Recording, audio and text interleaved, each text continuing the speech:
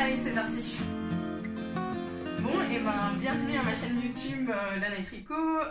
Pour ceux qui me suivent depuis longtemps, vous savez qui je suis. Pour les nouveaux qui tombent sur ce petit épisode à part, c'est pas l'épisode classique de podcast que vous pouvez avoir. C'est un petit espace que je lance pour l'anniversaire du podcast et parce qu'on est plus de 3000 abonnés depuis quelques jours. Et du coup, j'avais envie de partager avec vous d'autres choses, dont mes amis, dont les créateurs avec lesquels je collabore, dont voilà, d'autres choses. Et vous l'aurez deviné si vous la connaissez, si vous l'avez reconnue, je suis venue à Chambéry pour passer un petit bout de jour avec Mademoiselle Petroni, avec Céline. Et du coup, on va un peu envahir son atelier créatif et son espace de création. Pour si vous ne la connaissez pas, Mademoiselle Petroni, c'est une marque de design de tricot. Elle fait ses propres créations et elle est prof de tricot aussi à Lana et Tricot et à Chambéry dans d'autres espaces créatifs de do-it-yourself et de tricot. Donc voilà, je vais te laisser un peu te présenter. Merci Anna, bonjour à tous et bienvenue dans mon atelier à Chambéry. Je suis la créatrice de Mademoiselle Petroni. Mademoiselle Petroni, c'est une marque qui en fait j'ai créée en 2014. D'accord. Qui au départ n'avait pas pour vocation à être une marque de designer.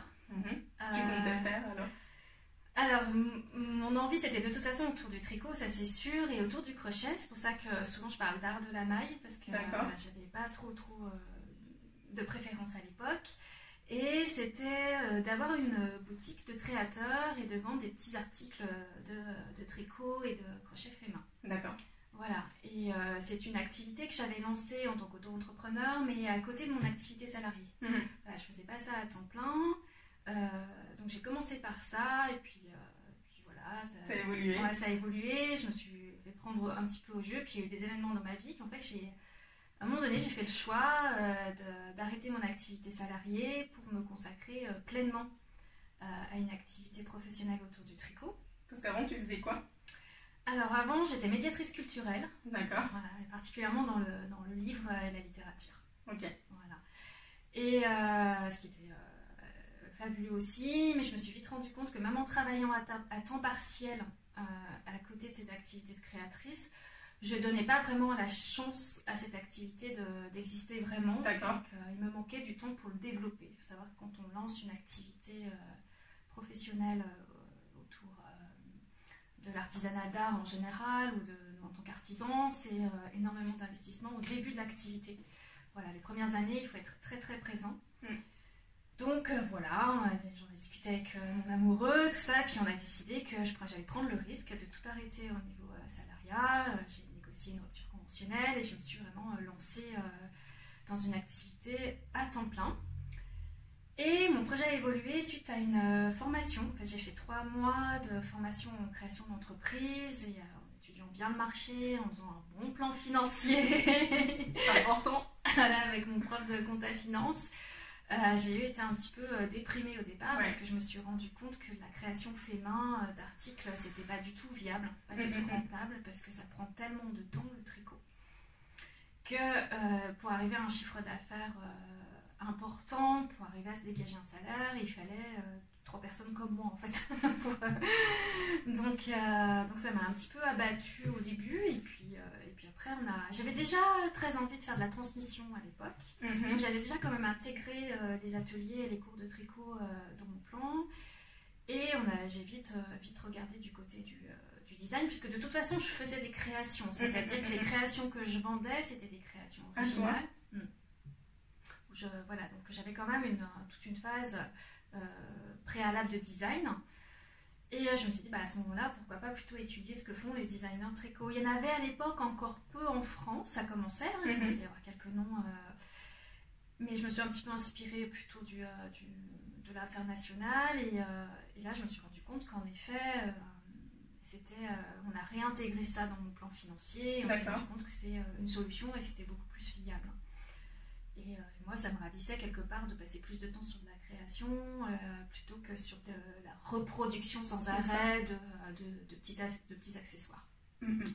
Donc voilà, donc Mademoiselle Petroni est devenue, on va dire, une marque de design depuis février 2017. Voilà, c'est ça. Et du coup, depuis, tu as combien de patrons, plus ou moins, sur Ravelry ou en vente Je crois que, pas dire de bêtises, je dois une douzaine de patrons maintenant dans ma boutique. Oui, je suis une designer lente. Rarement, moi, ma limite pour l'instant, c'est de faire 6 modèles par an. Je n'arrive pas pour l'instant à faire plus de 6 modèles par an. Et j'avais une question, mais les parties, ça rien là. Moi, j'ai un cerveau lent. non, pas du tout, c'est moi qui parle trop. J'allais te demander un peu de nous parler de tes patrons, de tes patrons chouchous, je sais que tu as fait une sélection de patrons desquels tu peux nous parler un peu plus. Oui, parce que voilà, j'en ai pas beaucoup, mais je pouvais pas non plus. Donc je vais essayer d'être un petit peu parler des choses qui sont un peu représentatives ou peut-être des choses aussi qui m'ont plu de créer de ce que tu as créé. Déjà j'en porte un qui est assez récent. Nous sommes fin avril, mais il y a un nouveau petit coup de froid. D'ailleurs, désolée pour s'il y a des problèmes de lumière, mais on a un ciel couvert, qui change un peu, nuages, soleil, tout ça, donc la lumière peut changer ou peut bouger un peu. C'est pas grave. Vous nous voyez très bien, on est très belles et tout se passe bien. Donc j'ai ressorti du mohair parce que j'avais envie de me réchauffer un peu aujourd'hui. Et donc ça c'est mon premier design de gilet qui est sorti au mois de janvier cette année, qui s'appelle Cardigan Madeleine. Il faut savoir que par contre tous mes designs ont des prénoms féminins, mais c'est lié en fait, moi j'ai une grande affection pour la période de la Belle Époque et des années 30. D'accord. Et donc j'ai souhaité rendre hommage aux femmes artistes de cette époque-là.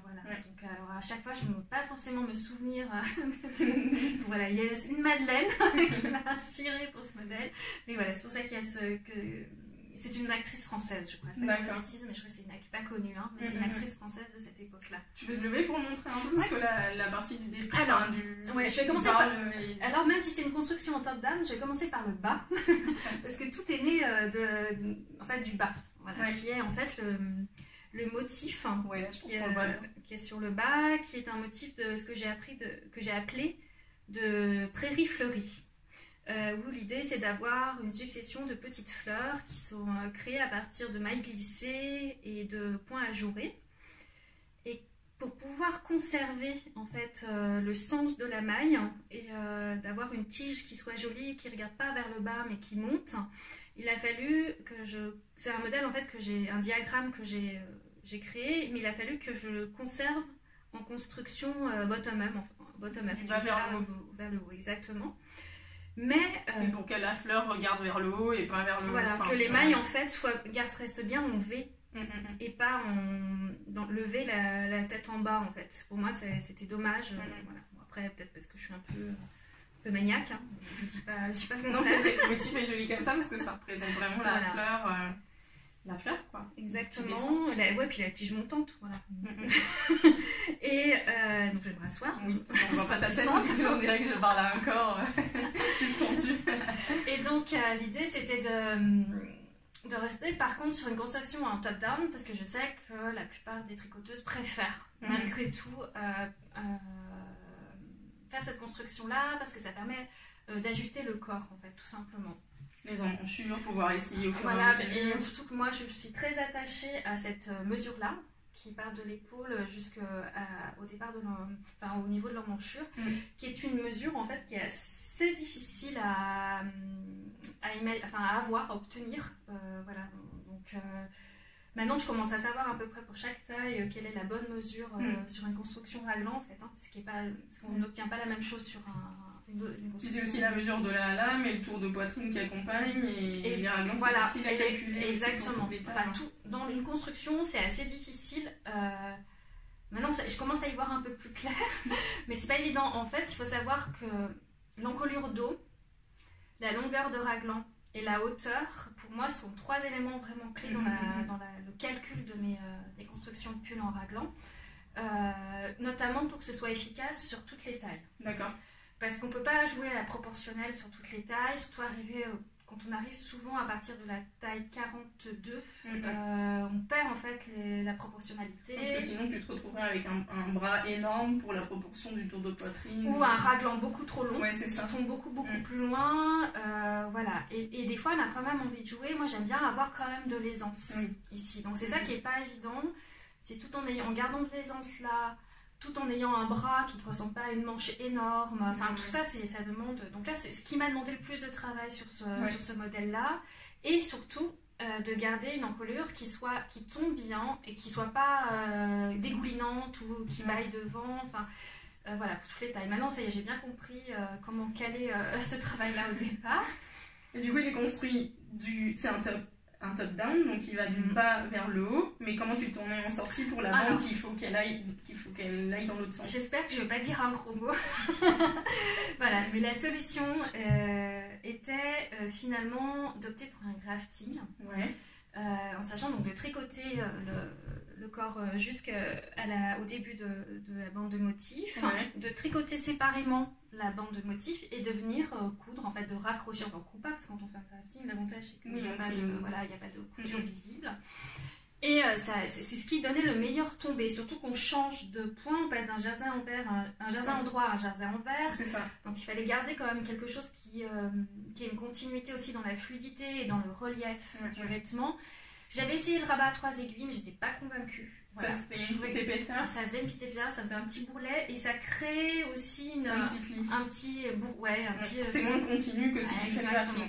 Mais bon, après, s'il y en a qui détestent le grafting, c'est envisageable. Il y en a qui ont fait le rabat à 3 aiguilles, exactement, c'est tout à fait possible. Après, voilà, c'était encore à nouveau mon exigence, que je voulais que ça soit vraiment dans la continuité.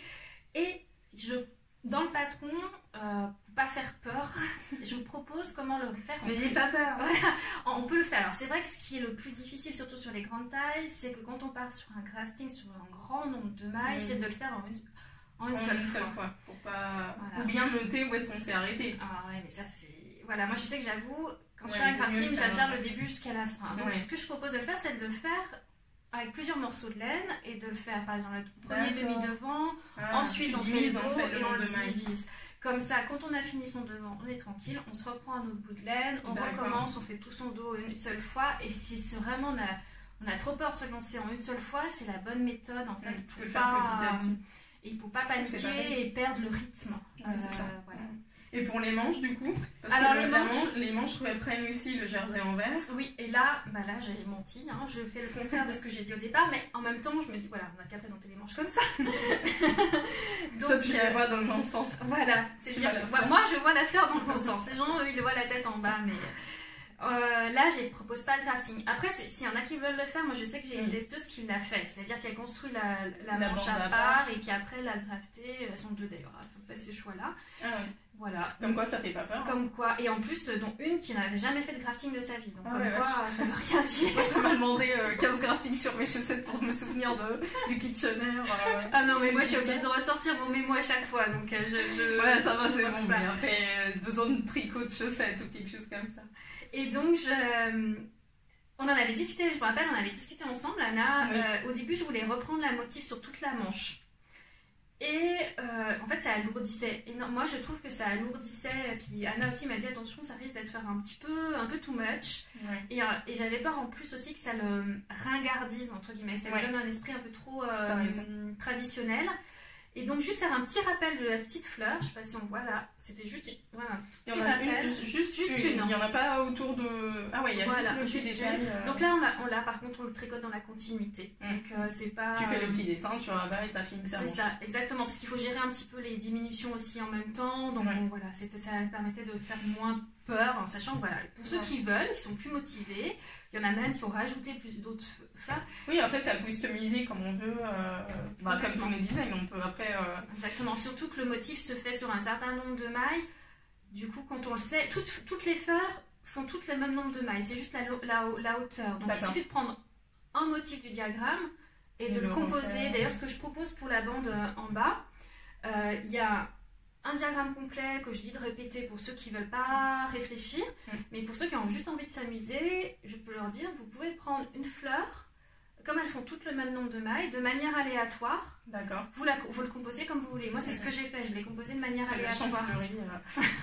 Naturelle, spontanée. Et du coup, en laine, t'as utilisé? Alors, j'ai utilisé 2 fils tricotés ensemble. Ouais. Mohair et alors, c'est la fingering, c'est le fil chaussette en fait de la Féfil, qui est particulièrement fin. Voilà, donc là je crois que c'est course d'autruche le coloris que j'ai utilisé. Donc ça c'est le fil chaussette, enfin le fil fingering en fait, mérino nylon de la Féfil. Et je l'ai doublé avec un fil mohair, mais qui n'est pas de la Féfil, qui est c'est une des fermes de mohair de France. Moi je travaille bien, j'aime beaucoup travailler avec le mohair en Touraine. D'accord. Parce qu'ils ont un fil mohair dentelle, c'est-à-dire qu'il y a un fil assez fin. Oui. Alors il y a un très joli halo, hein, ça fait pas semblant, il est vraiment bien poilu, mais le fil en lui-même est beaucoup plus fin, ce qui fait que quand on tricote les deux ensemble, plutôt que d'obtenir de la déca, on obtient plutôt un fil d'épaisseur sport. Oui, parce qu'il n'est pas, je me permets, mais il n'est pas très épais, non. Effectivement, ça n'avait pas le gros gilet doublé fingering mohair. Et moi, ma épaisseur sport, c'est un peu mon préféré. Voilà, c'est ce que je préfère tricoter et je trouve que ça permet d'avoir des tricots. Fingering, c'est vraiment particulier, c'est quand même très très fin. Et puis voilà. On a des saisons qui peuvent être très fraîches au printemps. Enfin, on a des jours très changeants, on peut avoir très chaud, 25 degrés un jour, et puis hop, ça descend de 10 degrés, et on a de la flotte et il fait humide. Donc tu peux le porter en hiver, mais tu peux le porter en toute saison après. Après, il y en a qui l'ont tricoté en mincelle brun, directement dans un fil d'épaisseur sport, notamment il y a un fil qui va très très bien pour celui-ci. C'est le lisse de Nerf et Jambes Nature. C'est vrai qu'il y a eu des testeuses qui l'ont tricoté avec ça. Alors le rendu est un peu différent parce qu'il n'y a pas cet effet. C'est un rendu un peu plus rustique aussi, plus mat qu'avec le mohair Swap de toute façon. Je ne l'ai pas dit, mais je vais mettre sous la petite boîte là, de description, je vais pas décrire projet par projet, mais je mettrai le lien vers la boutique Ravelry de Céline, comme ça vous pouvez voir si vous voulez savoir les coloris, les qualités, tout ça, vous les avez sur leur fiche patron. Ce serait plus simple pour vous. Ouais, exactement. On avait d'autres patrons que tu voulais nous présenter? Alors il est juste derrière moi, je vais peut-être le prendre, voilà, c'est le châle qui est juste là. Ça s'appelle le châle Linda. À nouveau, voilà, Linda, je sais plus quelle actrice anglaise, je crois. Donc celui-là, je l'ai... Anna vous pouvez le voir en boutique, vous avez ma version à moi. Elle l'avait testé, Anna, c'était l'été dernier, il est sorti, je crois, en octobre. Et en fait, moi j'aime beaucoup les châles triangulaires symétriques, je me cache. J'aime beaucoup les châles triangulaires symétriques, mais voilà, après, parce que moi en fait, je trouve pas que ça passe bavette, mais chacun. Ça fait cow-boy. Mais ouais, ça fait plus ou vraiment chèche. Et en fait, moi ce que j'aime bien, c'est que justement, sous un manteau ou même par-dessus, là en ce moment, je le mets par-dessus mon petit blouson en cuir et. Ça protège bien, ça protège bien. L'ajuster. Puis moi j'aime bien mettre la pointe un peu sur le côté parfois. Et on peut le décaler. Ouais, enfin, un peu comme ça. Voilà, mais c'est surtout que c'est un bon. Alors c'est pareil. Donc ça c'est un châle que j'ai tricoté dans les. Parce que je parle des laines en premier parce que c'est les laines en fait qui m'ont inspirée. D'accord. Ce modèle-là, c'est les laines de Julie Asselin. D'ailleurs. Que j'ai eu la chance de tricoter parce que j'ai un ami québécois en fait qui Julie Asselin, tu les as j'avais très envie, ça faisait très longtemps que j'avais envie de tester les coloris de Julie Asselin parce que j'aime vraiment beaucoup son travail de teinture. Et voilà, donc j'ai eu cette chance là qu'il puisse me les ramener et c'est sa qualité nomade. D'accord. Qui est un fil qui est pareil, il y a du nylon dedans et je crois, je ne veux pas dire de bêtises, c'est du mérino non traité, mais à vérifier, hein, je suis pas sûre, mais en fait il a un effet beaucoup plus rustique. Oui, c'est un fil moins doudou que les mérinos super classiques qu'on a l'habitude de voir. Et en fait j'ai adoré ces deux combinaisons de couleurs, c'est-à-dire je crois que pareil, il faudra regarder sur ma fiche, il y en a un qui est plutôt ambré et l'autre c'est un joli dégradé de gris. Et ça me faisait penser un peu au lichen qui se dépose sur les rochers en montagne.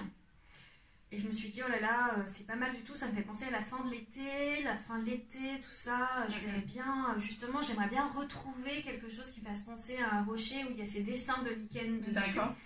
Et en même temps, voilà, je voulais quelque chose qui soit simple, facile à réaliser, qui soit un peu un tricot détente avec juste un petit challenge sur la fin. Ouais, voilà. C'est vrai que voilà, il est assez facile à faire. Puis il a un super... J'ai adoré faire le point de mousse brisé là, enfin je sais pas comment on appelle, mais c'est un... Là, voilà, c'est des petites rayures un petit peu différentes puisqu'on est... Tu peux l'approcher si tu veux. Je pense que mon appareil doit faire le focus. Voilà, ça donne ça. C'est super joli. Ça sépare super bien les sections jersey. De relief et ça fait un peu comme une petite chaînette en fait, mais pas la chaînette habituelle qu'on a l'habitude. Disons que ça donne une impression de point horizontal et c'est pas toujours facile de trouver des points qui sont orientés de manière horizontale. Donc on allait à les tresses estoniennes et tout ça, et là c'est beaucoup plus facile. Oh, là c'est super facile. C'est juste un système de mailles glissées. Il faut juste penser à glisser des mailles et à bien penser à mettre le fil sur l'avant. Ouais. C'est vraiment rien de plus simple. Et c'est voilà, donc c'est simple. Il y a une première section. Donc c'est une construction en garter-table, le petit pavé de point mousse au départ. Et ensuite donc il y a une section de point mousse avec des petits jours. Ouais. Oh là là, il y a la récréation, je suis désolée. J'habite à côté d'une école. Oh, non, moi je pense qu'on n'entend pas, mais c'est possible qu'à un moment donné vous entendez des enfants surexcités. Les gamins, on les aime bien, on va les laisser. Et la deuxième, après il y a une autre section donc, de jersey. Ouais. Et qui s'entrecoupe comme ça de manière un peu graduée parce que c'est pas des rayures régulières avec le petit point mousse glissé. Une rangée de jours, un petit peu pareil, modifiée avec des points, je sais pas, je vais montrer. Oui, tu peux t'approcher. Voilà, donc c'est la rangée de jours avec pareil le même système de points mousse glissés. Et ensuite on a une dernière section avec un petit motif ajouré de dentelle. Alors c'est une dentelle sur jersey en verre. Voilà, un peu la particularité. Et ce que j'aimais bien dans cette... Oui, alors les nopes elles sont simplement sur la deuxième répétition du motif. Voilà. Je ne sais pas si vous les voyez bien. Moi, ce que j'aime beaucoup de ce châle, c'est la bordure en high-cord contrastant. J'adore la dentelle, la forme et tout, il est hyper agréable. Mais j'adore les châles comme ça avec une bordure en high-cord, ça finit super bien. Oui, c'est vrai. Et puis là, honnêtement, c'est la quantité de fil qui m'a donné cette idée-là. Et puis finalement, j'en suis ravie. Elle a super bien vieilli cette laine parce que tu le portes tout le temps et elle est super résistante. De bonne qualité. Hein. Et voilà. Elle a pas. Et c'est pour moi, c'est un des châles que je porte à l'intersaison, c'est-à-dire aussi bien à l'automne qu'en ce moment. Voilà. Un petit châle de maison, si tu veux avoir un petit truc sur les épaules. Complètement. Ah oui, ça m'arrive de le porter aussi comme ça quand je travaille. Ouais, tout simplement. Et il est juste ce qu'il faut, juste suffisant. C'est chouette. Donc, on a beaucoup tricoté à l'année. Oui, c'est vrai. J'ai eu pas mal de clientes l'année qui ont fait ce choix-là. Et puis j'ai eu des gentilles testeuses de ton équipe voilà, qui m'ont bien aidé sur le test. Voilà. Tu allais nous parler d'un autre châle. Alors, j'en profite de parler. Parce que j'ai pas apporté le mien, tiens. J'aurais dû apporter pour donner une. Bon, c'est pas grave. Le tien, celui de Kat, celui que ma mère l'a tricoté, celui qu'on va vous présenter là maintenant. Enfin, celui qui va vous présenter Céline. Moi, je ne fais rien en fait. Je fais du soutien moral. Et... Mais moi, vous l'avez vu, le mien peut-être, il est ocre et marron. Il est super beau. Je l'ai porté l'autre jour, ça va, j'ai oublié de l'apporter. Alors là, on va retrouver des rayures, mais alors là, on est dans une autre construction, puisque c'est un châle asymétrique. On commence par... Alors, tiens, non, je fais comme dans Fruity Knitting. C'est quand elle demande à Andrew de tenir. C'est ça, j'ai besoin de tes mains. Et donc, il commence par la pointe ici, et il va en... Alors, il est très simple, parce qu'il va juste en augmentation que d'un côté. Contrairement à certains châles où on fait des augmentations et diminutions de l'autre côté. Donc on a une première section en point, je sais pas si on le voit. En point andalou, d'où le petit clin d'œil. Andalou, en fait c'est qu'une maille, c'est des mailles en vert et mailles en noir. C'est juste un travail c'est hyper simple à faire. De point texturé entre maille en noir et maille en vert. Donc ça c'est vraiment, mais ça c'est vraiment le châle idéal pour les débutants. Mais vraiment. Là, on a une grosse section de points mousse et ce que j'ai voulu faire, là, c'est parce que pareil, j'ai été inspirée par un des gradients de la Féfil. Je sais pas si on voit bien en fait que Les ça deux, fait... attends, si je me mets comme ça se voit mieux. Ok. Voilà. Alors, pas le rose. Le rose, c'est vraiment un de ces fils Ouais, celui-là, il Scarlett. n'est pas je dégradé, il est juste crois. Ouais, moucheté. Exactement. Et après, voilà, si, il y a ça un se voit. gradient dans le gris qui va de plus en plus clair. Mais pour pouvoir jouer avec ça, j'ai voulu un système de rayures. Et j'ai craqué pour un point qui est en fait une rayure qui s'appelle guirlande. Où vous connaissez sûrement ce type de point, hein, vous l'avez sûrement fait sur d'autres designs. C'est Moi, je l'avais jamais vu avant. Alors celui-là non particulièrement parce qu'il il se travaille en bicolore. D'accord. C'est-à-dire que c'est un système de mailles allongées, mais on allonge la couleur inverse de la couleur qu'on est en train de tricoter. Oui. Voilà. Là, les mailles allongées, c'est les grises pour former le petit dessin Ça, autour de la... Voilà, donc c'est vraiment comme un système de rayures, sauf qu'à un moment donné, on va venir ramasser les mailles du dessous et les allonger pour qu'elles passent par-dessus la couleur contrastante. Et c'est ça qui donne cet effet-là. Et j'adore ces rayures-là. C'est pareil, j'ai juste changé le séquençage pour pas que ce soit un séquençage régulier. On a une petite bordure en côte du pêcheur ou en brioche unicolore. En fait, hein, c'est le même système. C'est une sorte de brioche. Voilà, c'est ça.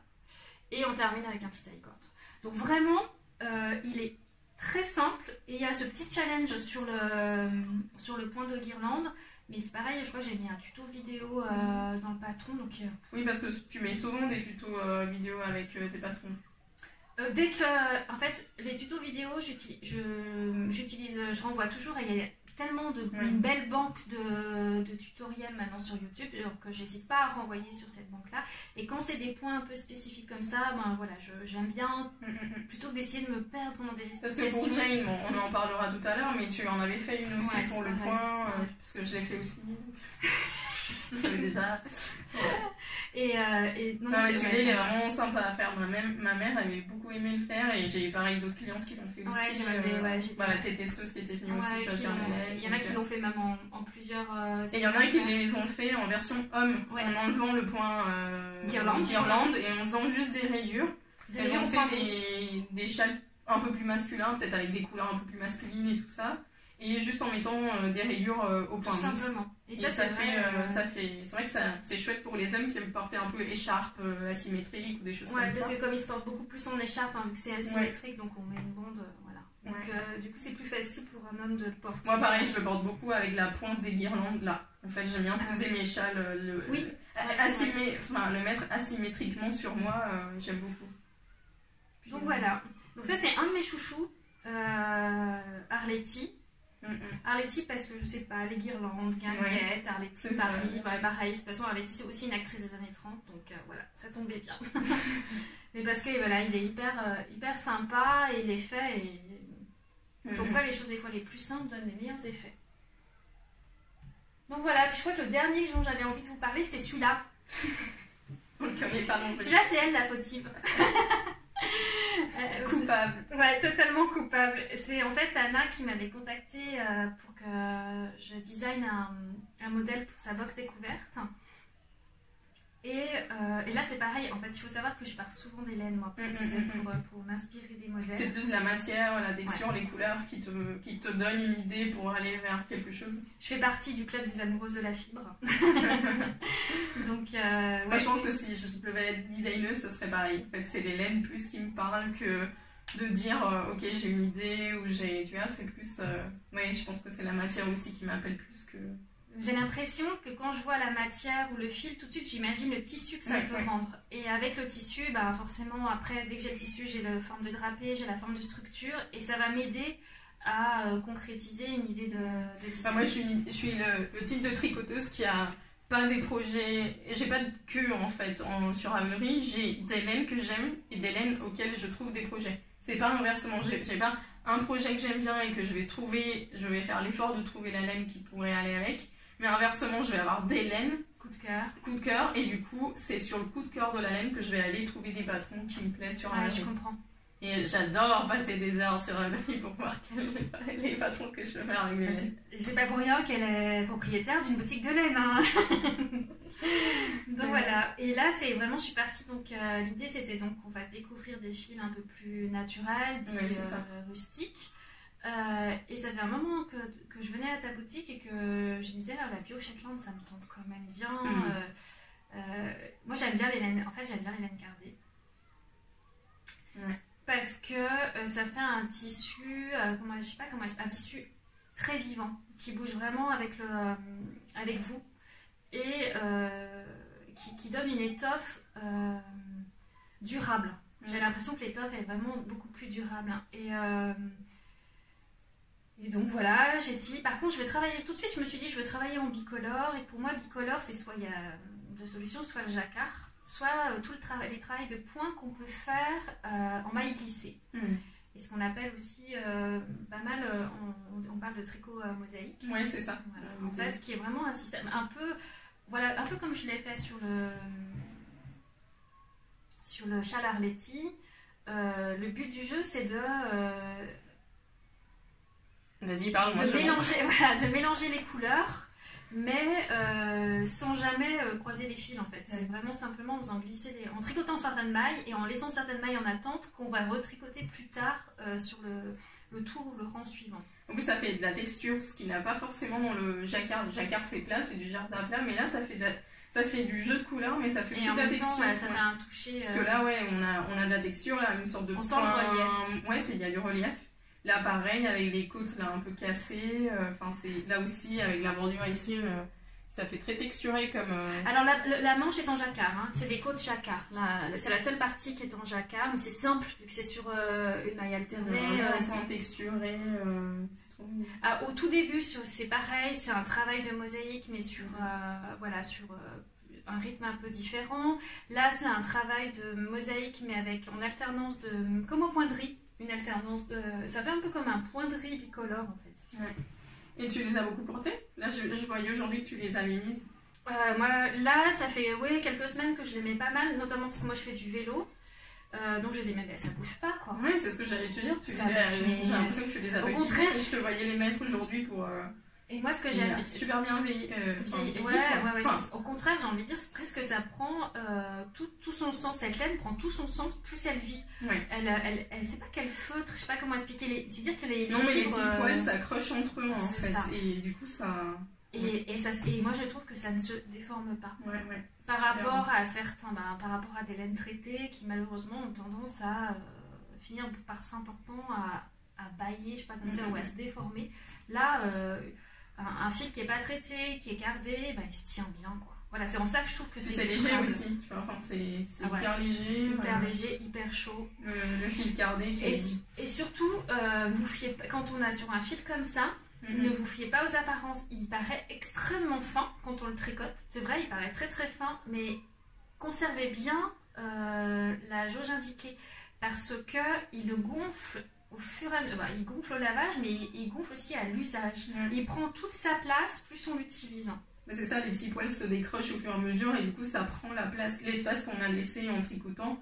Quelque part, le fil le complète par le fait qu'il soit cardé. Cardé, en fait, les fils ils sont pas dans le même sens. Peignés, ils sont tous dans le même sens. Cardés, ils sont pas dans le même sens. Et en plus, pour le cardage, quand on file un fil cardé, on introduit de l'air dedans. Donc ça fait un fil beaucoup plus aéré, un peu poilu. Et du coup, ça fait que quand on les tricote, déjà, ça crée des pièces légères, chaudes, parce que ça protège bien de l'extérieur.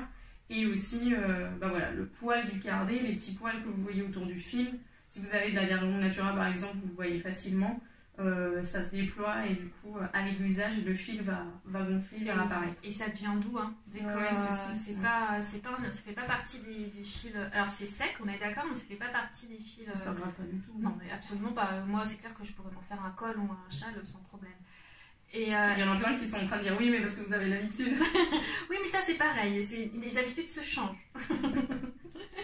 On s'adapte et au fur et à mesure, on adopte des fils différents au fil de sa vie de tricoteuse. La seule petite particularité de ce modèle-là, c'est qu'il n'y a pas de gousset sur le pouce. Donc j'ai dû essayer de travailler l'augmentation. Gousset, c'est quoi? C'est les augmentations? Alors le gousset, c'est en fait en général sur une mitaine, on crée une augmentation qui va partir de chaque côté de la barre verticale là, du pouce. Donc on va créer de l'ampleur en faisant un gousset de chaque côté. Là, pour pouvoir, ce qui n'était pas évident, garder le diagramme du point, il a fallu que je travaille autrement. Donc j'ai essayé de réfléchir à la morphologie de la main et de faire en sorte de garder donc, quand même l'écartement ici, donc les augmentations au niveau du pouce, tout en veillant comment travailler l'écart entre le pouce et l'index.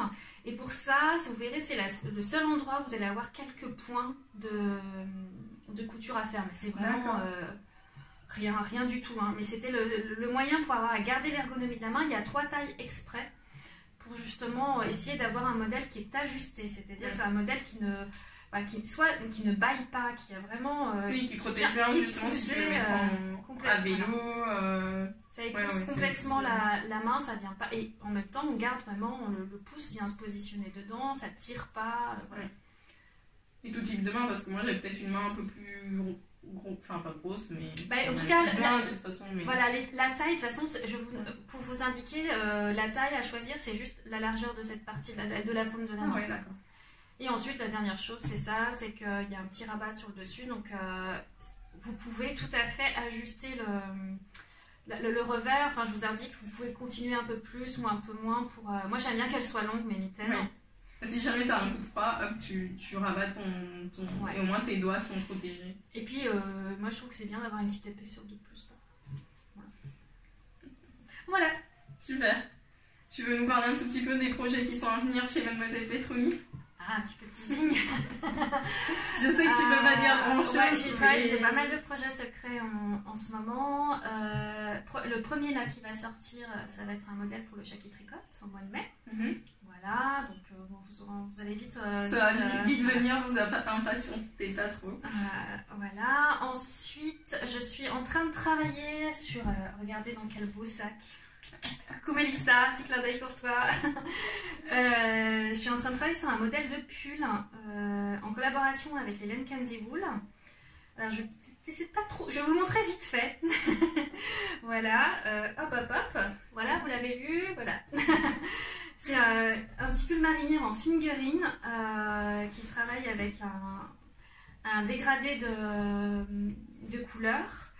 Mais voilà, un dégradé qui fonctionne un peu différemment de ce qu'on a l'habitude de faire. Voilà, c'est un manche 3/4, mais un vrai manche 3/4, c'est-à-dire c'est pas un 7/8e, c'est vraiment, il s'arrête juste après du coude. Voilà, il y a plusieurs petites particularités dedans. Voilà, une petite côte fantaisie, et il y a un petit travail de jour bicolore à nouveau. J'aime bien jouer avec les mailles qui j'ai vu, donc je ne peux pas dire plus.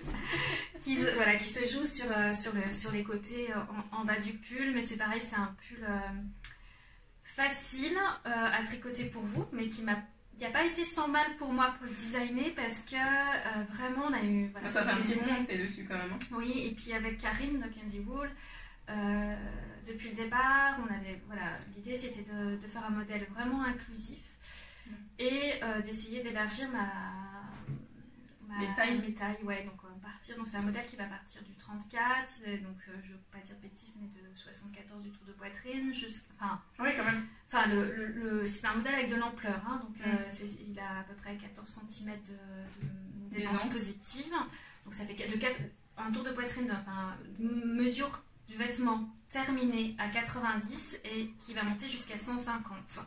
Donc pour une taille 56. Ouais.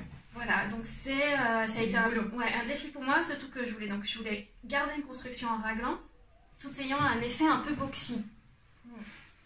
Voilà, donc c'est pour vous peut-être la simplicité. Pour vous, ça ne peut pas vous dire forcément grand chose, mais en fait, ce que j'expliquais tout à l'heure, le problème du raglan, c'est le rapport, ne pas avoir un raglan qui tombe tout bas, ne pas avoir des manches disproportionnées, tout en ayant une belle ampleur ici. Bah voilà, il faut bien calculer son rythme de raglan pour que on garde une manche qui soit fitée, tout en ayant une belle ampleur poitrine.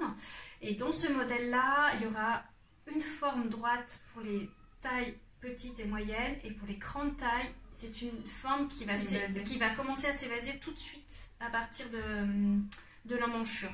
Pour vraiment permettre à tout le corps de bien... tout en essayant de respecter quand même le design de départ. On ne change pas la forme du vêtement. Donc voilà. C'est intéressant. Et du coup, ce qui va expliquer... Donc là, il va bientôt être en test. Et je voudrais donner vraiment un maximum de temps à mes testeuses sur le test, justement pour pouvoir avoir des bons retours sur les grandes tailles, pour être vraiment sûre de mes calculs avant de me mettre en vente. Donc je pense pas que c'est un modèle qui sortira avant la fin de l'été, voilà. Parce que je veux vraiment que les testeuses soient confort pour pouvoir le tester et bien te faire un retour comme il faut. Et que moi je sois disponible pour elle. Plus souvent j'ai vu que c'est difficile d'obtenir des testeuses en grande taille.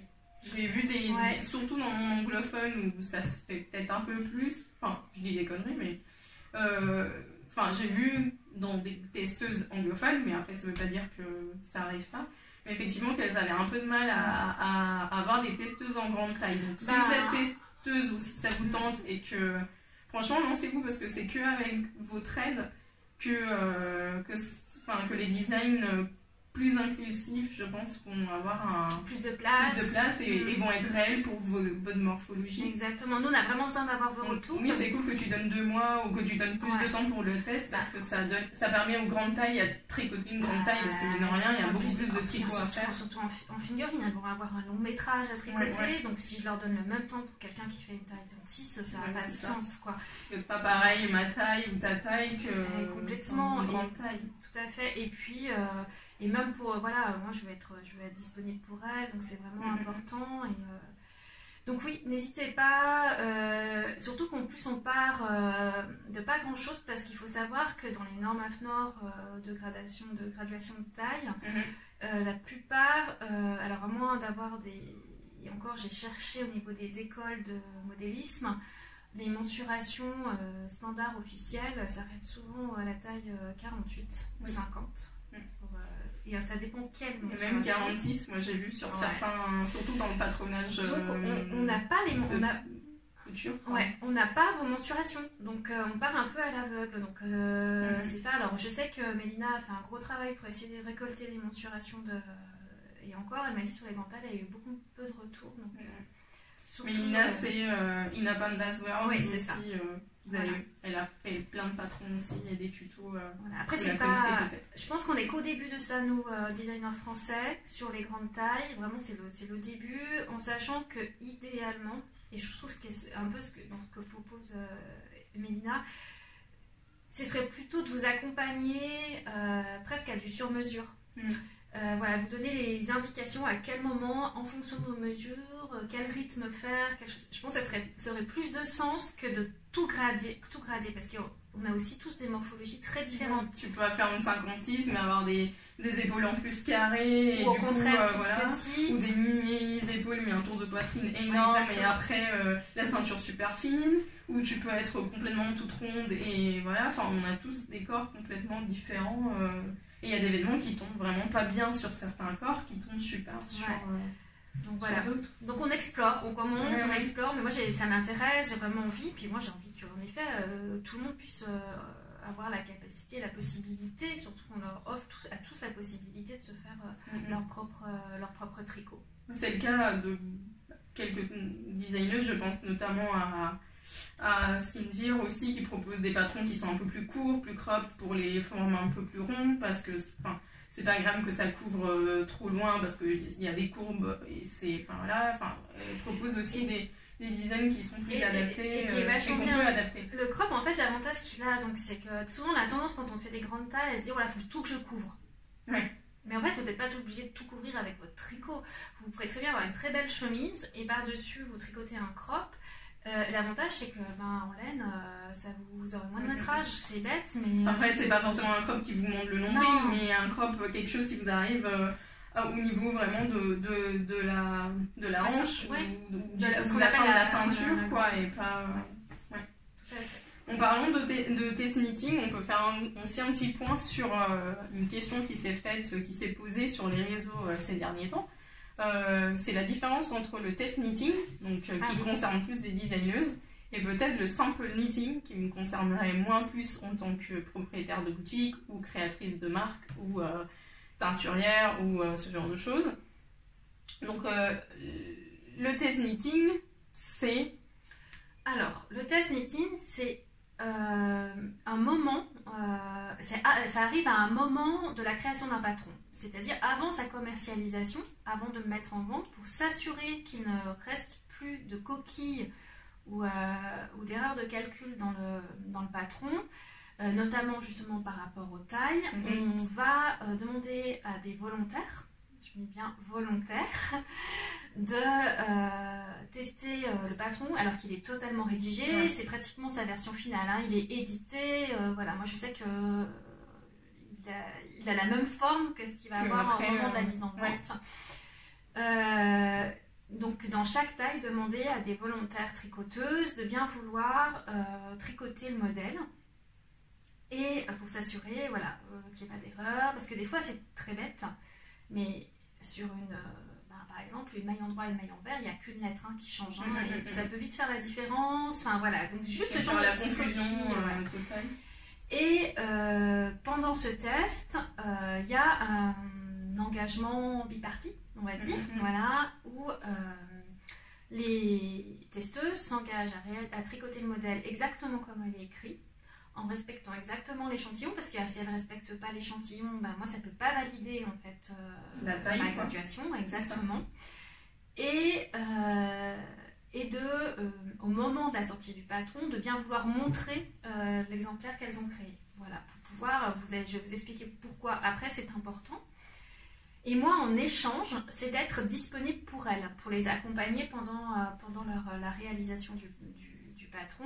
Donc on échange beaucoup pendant cette période-là. Moi, je leur fournis gratuitement le design. Bien sûr. Voilà, elles sont totalement libres de choisir les laines de leur stage, de leur marque préférée. Voilà, ça vraiment pas, moi je les contrains pas du tout là-dessus. Et ensuite, on fait des points d'étape régulièrement. Moi, je sais que je travaille beaucoup avec le forum Ravelry sur les tests.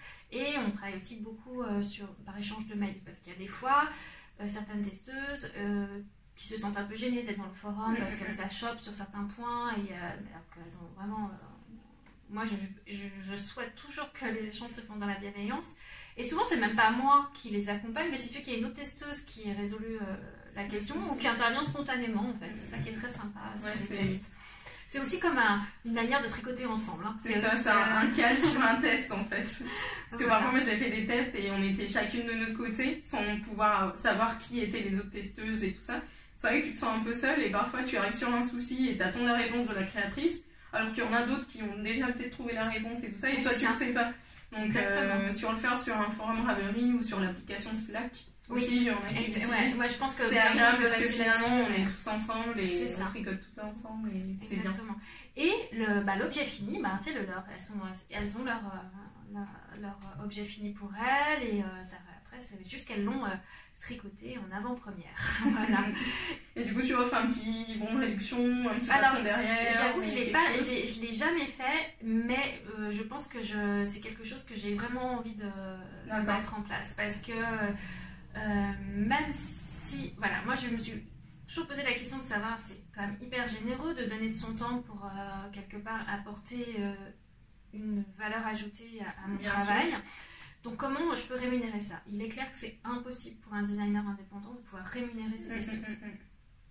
Pour le service qu'elles rendent. Hein. Je parle bien du service qu'elles rendent parce que je ne vais pas payer leur réalisation, c'est le service qu'elles me rendent. Mais voilà, au prix de vente finale d'un patron, c'est juste impossible derrière nous pouvoir s'adapter. De toute façon, les personnes ne sont pas... Elles ne sont pas déclarées. Voilà, c'est ça, comment on fait sur des personnes qui ne sont pas déclarées. En France, en tout cas, c'est pas possible. C'est impossible, c'est pas des tricoteuses. Puis on part de la base du volontariat, enfin vraiment de l'entraide. Par contre, les récompenser quand même du service qu'elles m'ont rendu, ça me paraît voilà, le minimum que je peux leur offrir bien volontiers. Oui, il y en a qui font un code réduction, il y en a qui laissent choisir, qui donnent un code et tu peux choisir quel patron tu veux, autre patron de la bibliothèque. Moi, c'est une très bonne idée. C'est vraiment une très très bonne... Et du coup, le simple knitting, qui me concerne moi plus particulièrement, c'est encore sur la base d'être enfin, de se présenter volontaire et de comment dire, et de l'échange et de l'entraide, c'est des personnes qui vont tricoter des produits finis pour ma boutique. Donc la réalisation, elle est pour moi, elle est à mon bénéfice à moi. Moins concrètement, en tant que boutique de revendeuse, moi je ne fais pas mes laines, mais je vends des laines d'autres personnes.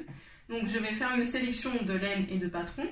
Je donne la laine, je donne les patrons. Enfin, j'offre le patron parce que le patron, vous le gardez à la suite et vous pouvez le tricoter si vous voulez ensuite. Toi, tu l'as acheté ce patron. C'est ça, donc moi j'achète le patron si c'est un patron de créateur ou un catalogue ou peu importe. Moi je vous fournis tout le matériel. Je paye bien sûr les frais d'expédition si vous êtes en France, pas à Grenoble, quoi.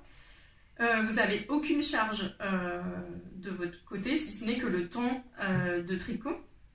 Et après, je vous donne en fonction de ce que vous allez tricoter, surtout au niveau de la taille ou du nombre de mètres, je vous propose une carte cadeau. Donc ça peut être, enfin là ça dépend vraiment des patrons et des laines utilisées et tout ça, il y a beaucoup de... Mais du coup, je vous propose, avant de vous envoyer, est-ce qu'un chèque cadeau de temps te paraît bien? C'est validé, oui. C'est validé, non. On se met d'accord ou on le fait pas. Après, voilà. Le truc, c'est vraiment que tout le monde s'y retrouve. Et du coup, j'envoie la laine. Je vous donne une deadline qui, normalement, est assez généreuse. Parce que le but, c'est vraiment de vous permettre de pouvoir le faire pour moi comme il faut. La seule demande que je fais, c'est que ce soit le plus perfectionné possible. Donc, belle finition. C'est hyper important. Rendez-vous compte que le travail que vous faites va être vu par des centaines de personnes en boutique physique, en festival et tout ça. Et c'est pour vous, mais c'est pour moi aussi, pour bien mettre en avant. La question, c'est de bien mettre en avant et les laines et les patrons de créatrices indépendantes ou des marques avec lesquelles je travaille. Et voilà, donc une fois que vous avez fini dans la deadline, vous me l'envoyez, je vous paye bien évidemment les frais de port. En fait, j'achète un bordereau que je vous envoie, vous le collez sur l'étiquette, vous l'envoyez, vous l'expédiez. Et voilà, et après vous passez commande sur le site et vous sélectionnez ce que vous voulez comme cadeau pour le fait d'avoir tricoté quelque chose. Donc tout vous est donné et vous me donnez votre temps et votre entraide. Après vous pouvez me faire des retours, moi tiens cette qualité-là que tu vas rentrer, j'en prends ci, j'en prends ça, la difficulté du patron ici et ça, mais vous n'êtes pas obligé et puis voilà. Donc pour le moment ça s'est super bien passé toujours avec les personnes qui l'ont fait à la boutique, tout le monde paraît dans la même ligne que moi. Encore une fois, moi je le fais sur cette base-là d'entraîne parce que je ne peux pas me permettre de payer ce travail-là avec des personnes qui le feraient. Déjà, il y a très peu de personnes qui font des tricoteuses professionnelles. C'est extrêmement rare, voire même impossible de les trouver. Et celles qui le font En général, on se rémunère, parce que c'est pareil quand j'avais fait un petit peu l'étude de marché. Il faut savoir qu'une tricoteuse professionnelle se fait rémunérer au métrage de fil utilisé. Donc voilà. Et puis déjà c'est difficile à trouver, et de deux, il y en a qui le font mais c'est en black, et moi il faut que je puisse déclarer les charges. Ça représente des charges énormes pour la boutique, et du coup il faut que je puisse dire d'où ça vient et comment, voilà. Parce que moi j'ai pas le temps de tout tricoter pour la boutique. Après il faut l'expliquer à ton comptable. Voilà, c'est ça. Donc, bon, après voilà, il faut que ce soit le plus transparent possible, et on a la chance de pouvoir compter avec des personnes hyper généreuses qui le font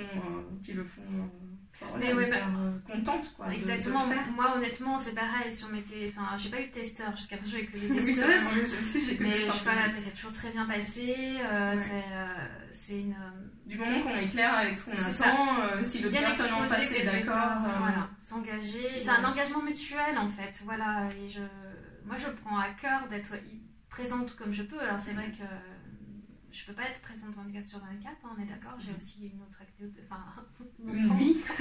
J'ai une vie, et puis j'ai d'autres engagements en tant que professeur de tricot et tout ça, donc il y a des moments donnés où je suis pas du tout disponible. Donc, mais c'est exposé clairement dès le départ que je réponds dans tel intervalle de temps, et voilà, et j'essaye vraiment d'être au maximum présente.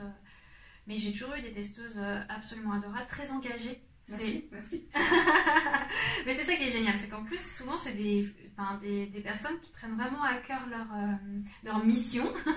C'est vrai, on comprend ce que c'est un peu quelque part le métier, et du coup le fait de pouvoir vous aider c'est très précieux. Et puis c'est important aussi que si tu aides pas comme il faut, le patron il sort pas comme il faut, et derrière c'est pas pareil quoi. Ouais, et puis pour ce que je disais tout à l'heure, l'avantage c'est que lorsque vous montrez votre produit fini, quand vous avez fini le test, c'est que vous allez... Alors moi déjà ça me fait super plaisir et ça me rassure tout de suite de voir que le modèle que j'ai prototypé a du sens dans les mains des autres et sur les aiguilles des autres et qu'il prend vraiment forme. Et souvent je suis extrêmement je suis surprise en fait, agréablement surprise. Et ça permet aux autres tricoteuses et aux futures clientes surtout de se rendre compte que quand elles vont voir la fiche projet sur Ravelry, elles vont voir tous les autres projets des testeuses et ça peut être un des projets de vous testeuses qui peut convaincre le client de se lancer parce que la couleur, des fois c'est très bête, c'est juste la couleur ou la matière, la taille forcément, dire ah mais oui en fait ça me va, moi, ouais, cette forme-ci, elle est bien gentille, petite Céline avec son 36 tout mouillé là, mais moi je fais un 50 et qu'est-ce que ça va rendre sur moi quoi. Et là, c'est là où le modèle de la testeuse a vraiment du sens quoi. Bah, combien de fois vous êtes allé voir les projets des autres rien que pour les couleurs ou comment les porter, enfin, c'est indispensable quoi. Ouais. Donc ça rend service à toute la communauté tricot. Ça ne fait qu'enrichir ce qu'on fait quoi. Petit point sur le cal Jane. Ah mais oui, parlons de Jane. Parlons du cal. J'ai pas apporté le mien mais bon, ça vous donne une idée ce que c'est. Alors c'est un modèle que j'avais sorti l'année dernière au mois de juillet pour l'été. Parce que moi j'adore en fait, depuis tout le temps que je tricote. J'adore tricoter l'été et c'est juste impossible pour moi de ne pas tricoter l'été. Et petit à petit, je me suis orientée sur les matières un peu plus fils, ce qu'on appelle d'été, qui sont des fils souvent plus végétaux, encore que là c'est de la soie, donc voilà. Mais ça reste quand même la soie, l'avantage c'est que ces qualités thermiques font que c'est aussi agréable à porter en hiver qu'en été. Et donc j'ai eu envie de faire un petit t-shirt à mettre à la fois sur mes aiguilles et à pouvoir porter pendant l'été. Donc d'où est né un petit... Alors celle-ci c'est un petit top. La version que j'ai fait moi, vous voyez, c'est un petit crop top. Ouais. Donc là, c'est un modèle 36, c'est le modèle 36-38 présenté sur un mannequin 38. Donc l'aisance c'est un petit peu moins... Moi j'ai un peu plus d'aisance quand je le porte. Et donc je l'avais tricoté dans une bourrette de soie chez quelqu'un qui faisait ça de manière artisanale, teintée à la cochenille. Ouais, sauf que malheureusement, c'est un fil qui vieillit pas très très bien. Et comme c'est quand même un prototype que je peux présenter à mes clientes quand je présente mes patrons, il commence à avoir un petit aspect vieilli qui ne me plaît pas. C'est qu'il a créé un petit halo en fait, parce que le fil il est en... Oui, le fil est en bon état, mais c'est la teinture en fait. Ah, la teinture. Enfin, elle est voulue la teinture naturelle. Mais j'aurais dû m'en douter parce que quand je l'ai tricoté, j'avais les mains un peu rouges. Et à chaque fois que... Mais même sans le laver, juste en le portant, il déteint aussi sur mes vêtements. Donc la teinture a du mal à tenir, j'ai un peu peur qu'il finisse par... devenir très rose pâle.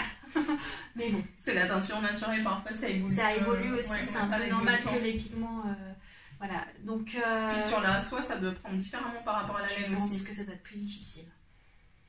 En tout cas il est très joli, très vaporeux.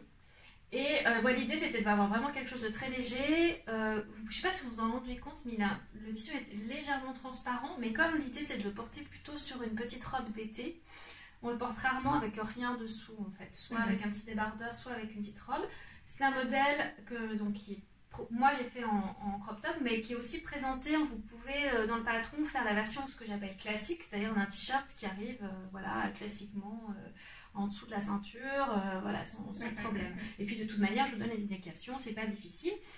Il se tricote en top-down aussi, et là l'avantage c'est que la dentelle a été adaptée pour qu'on puisse la tricoter dans la continuité. C'était possible sur celle-ci.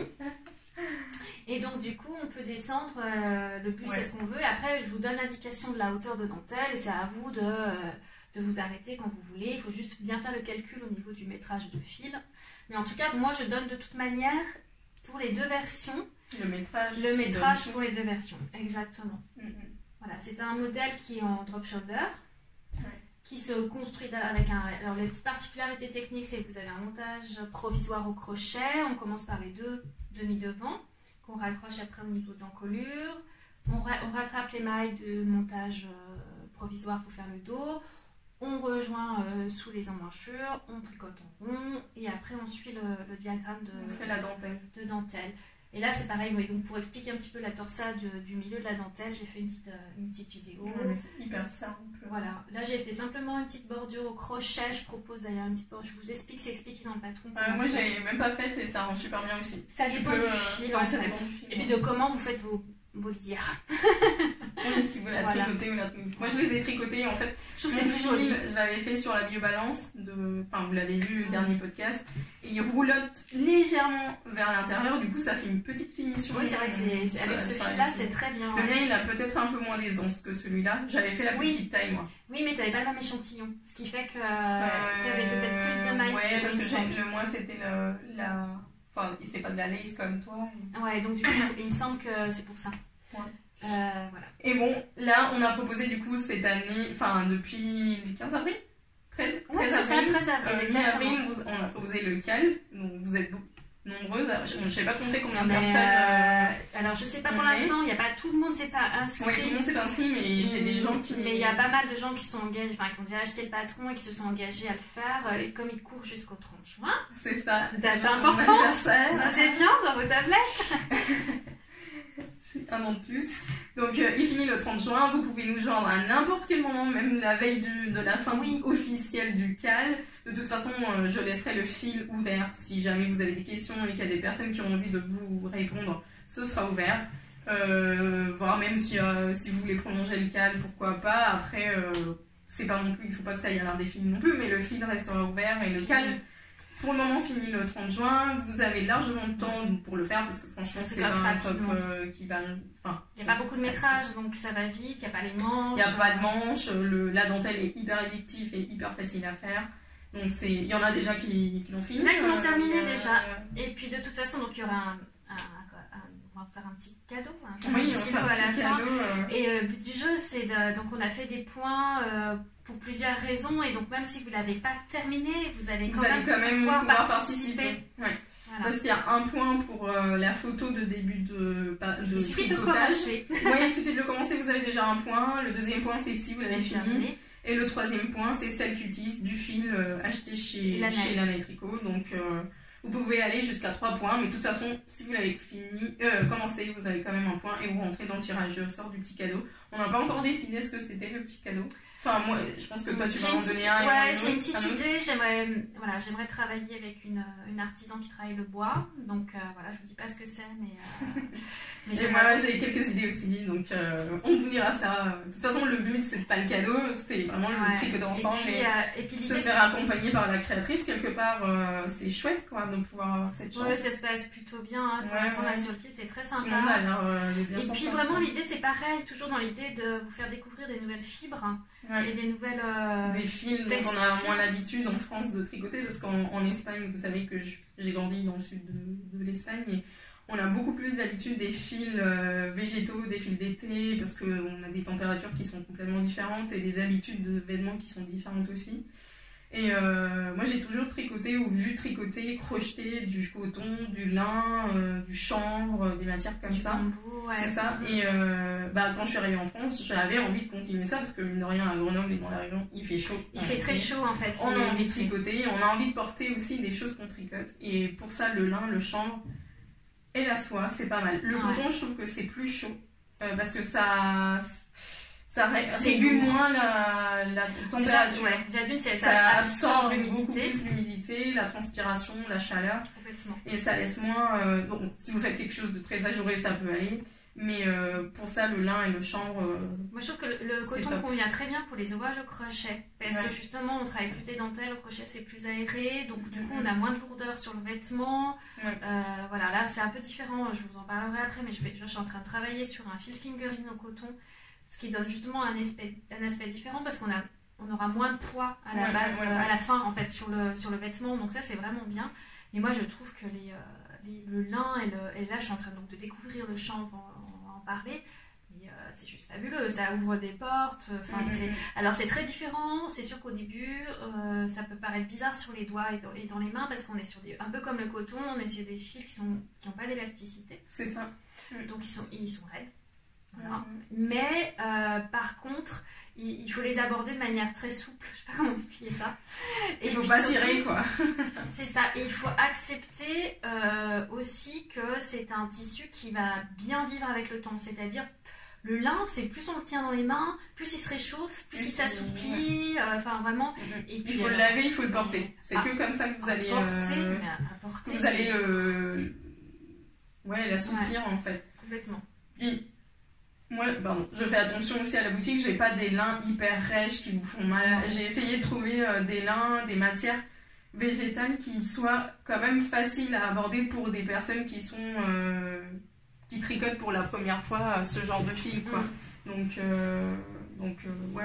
T'es pas en flou, toi, hein? Non. Non, parce que je me dis comme il fait que ma tête. Non, mais de temps en temps, il sera... je vois bien qu'il il sera juste... Ah oui, là. Ouais. Parce que j'avais peur qu'elle soit floue tout le long du truc. Ouais, c'est pas grave. Ouais. Comme ça, on voit pas mes rides de 40 ans. Oh. Alors, juste pour vous montrer, là, j'ai recommencé, donc là, donc si moi je participe au CAL, c'est aussi parce que voilà, je voulais avoir un deuxième prototype un peu plus présentable pour la clientèle. Et donc j'ai choisi, en fait j'ai craqué. Moi je trouve que quand on va à la Naé, l'été, elle a vraiment un bon choix de fil d'été. Ouais, vraiment beaucoup. Et donc on s'est dit, mais attends, en fait, et puis tous pourraient convenir pour le tricoter stop. Donc ça paraît logique de faire ce CAL. Donc bien sûr, vous n'êtes pas obligé. Aucune obligation à tricoter le gen dans un fil de chez la Naé. Non, ça peut être on accepte mérinos. Voilà, sur le CAL, il peut y avoir... Oui. Vous faites ce que vous voulez. Hein. De toute façon, c'est vous qui allez le porter, pas nous. Exactement. Donc moi, j'ai choisi le fil...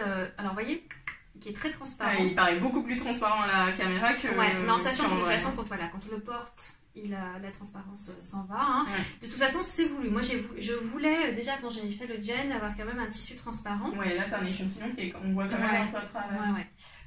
Comme c'est de la soie, il gonfle un peu plus. Faut avouer, voilà, c'est un peu différent. Mais alors, ce chanvre, donc c'est la qualité... Canapa. Voilà, langue Canapa. Je sais pas si vous le voyez. Ouais, voilà. C'est des petites pelotes de 25 grammes. Mais alors, quand j'avais vu un sample chez toi et j'avais dit... Oh là, oui, il y a Anne qui avait fait le Maritimo en Canapa. Il a une super régularité de points. Ouais, pour un fil végétal, c'est rare d'avoir un fil... Normalement, ça donne des effets très irréguliers quand on les tricote, puis en les lavant et en les utilisant, ça se... Enfin, le tissu devient plus régulier, mais celui-là, il est très régulier dès le début. J'imagine au blocage, ça sera vraiment... ça va corriger mes dernières irrégularités de tension qui vont disparaître, mais c'est surtout qu'il est extrêmement doux. Moi, je l'imagine déjà le porter, c'est vraiment... Tu l'as pas encore lavé, là? Non, pas du tout. Là, il est juste passé dans mes doigts, mais le fait de passer dans mes doigts, déjà, il change. Ça va faire un super beau voilà. Et donc voilà, moi j'avais vraiment eu envie, je me suis dit mais voilà, je le ferai en la dentelle, elle va avoir une super belle définition. Plus que peut-être que celui-là.